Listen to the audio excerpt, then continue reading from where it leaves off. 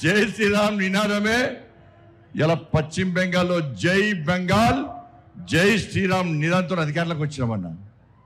అస్సాంలో కూడా జై శ్రీరామ్ నినాదంతో అధికారంలోకి వచ్చామన్నా. నెక్స్ట్ తెలంగాణలో వచ్చేది జై శ్రీరామ్ జై తెలంగాణ. ఏం నినాదం? జై శ్రీరామ్ జై శ్రీరామ్ జై శ్రీరామ్. ఇలా కూడా అంటాడు జై శ్రీరామ్ అంటే కడుపు నింపుతుందా అన్నాడు. నింపుతుందా నింపదా అన్న? రే జై శ్రీరామే మా లోపల ఆవేశాన్ని నింపేది, జై శ్రీరామే మా లోపల ఆలోచన నింపేది, జై శ్రీరామే మా లోపల పౌరుషం నింపేది. ఈ జై శ్రీరామ్ నినాదమే నీ గడిలు బద్దలు కొట్టిన విషయాన్ని ఆ కుటుంబ పార్టీ కేసీఆర్ పార్టీ మర్చిపోయినట్టున్నా.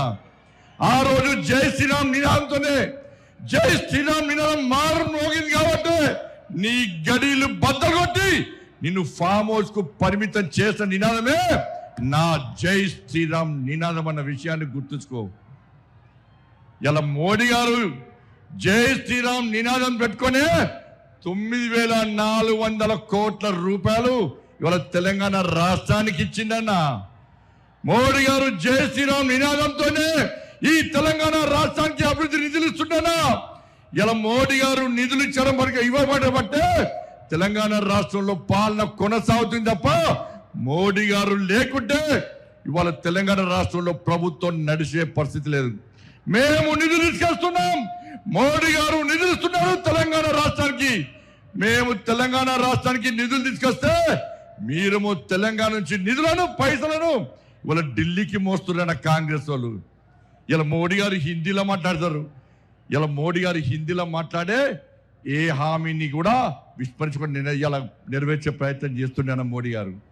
ఇలా ప్రియాంక గాంధీ వచ్చిందన్న తెలంగాణ రాష్ట్రానికి, రాహుల్ గాంధీ వచ్చిన తెలంగాణ రాష్ట్రానికి ఎన్నికల సమయంలో ఏమైంది? హిందీలో మాట్లాడి 6 గ్యారెంటీలు అమలు చేస్తామన్న రాహుల్ గాంధీ, ప్రియాంక గాంధీ హిందీలో మాట్లాడే వ్యక్తులు ఇవాళ కనీసం 6 గ్యారెంటీల గురించి మాట్లాడకుండా ముఖం చెల్లకుండా తెలంగాణకు రావడం బంద్ చేసి ముఖం కిందికేసి పారిపోయిన విషయాన్ని కాంగ్రెస్ పార్టీ నాయకులు గుర్తించాలి.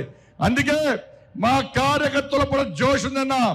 ఈ జోష్ చూస్తే, మీ ఆవేశం చూస్తే, మీ లోపల ఉడుకు రక్తాన్ని చూస్తే, మీ పౌరుషం చూస్తే ఇవాళ కాంగ్రెస్ వాళ్ళు బీఆర్ఎస్లకు ఇవాళ నైట్ అండ్ రాత్రి నిద్ర పట్టదన్న. బెంగాల్ గెలిచామన్న, బెంగాల్ వట్టి గెలవలేదన్న, బెంగాల్ వట్టి గెలవలేదన్న. ఇలా బెంగాల్ కార్యకర్తలు కానీ కేరళ కార్యకర్తలు కానీ, సరే కేరళలో ఓడిపోవచ్చు, అతి త్వరలో కేరళలో అధికారంలోకి వస్తామన్నా.